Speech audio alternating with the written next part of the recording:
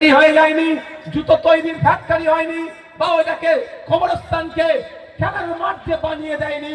এটা শুধুমাত্র নওশাদ সিদ্দিকের মতো গুটি কয়েক মানুষের করা মামলার জন্য এখনো তোমার বাপের কবরটা ঠিক আছে। কাদেরকে বলবেন এটা?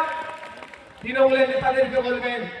আমি দায়িত্ব নিয়ে বলছি, আমাদের মতো গুটি কয়েক মানুষ মামলা করেছিল বলে এখনো পর্যন্ত আপনার পূর্বপুরুষ যে কবরে শুয়ে আছে সেই কবরটাকে দেখতে পাচ্ছেন।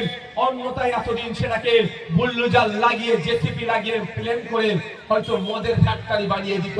তাই আপনার বাপের কবরটা বাঁচানোর জন্য, আপনার দাদুর কবরটা বাঁচানোর জন্য, আপনার এলাকার মসজিদটা, আপনার এলাকার ওয়াকফ সম্পত্তি বাঁচানোর জন্য কোন মমতা ব্যানার্জি, কোন অভিষেক ব্যানার্জি কিন্তু সুপ্রিম কোর্টে মামলা করেনি।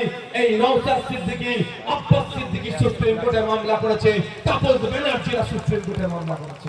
এটা মাথায় থাকবে তো নাকি?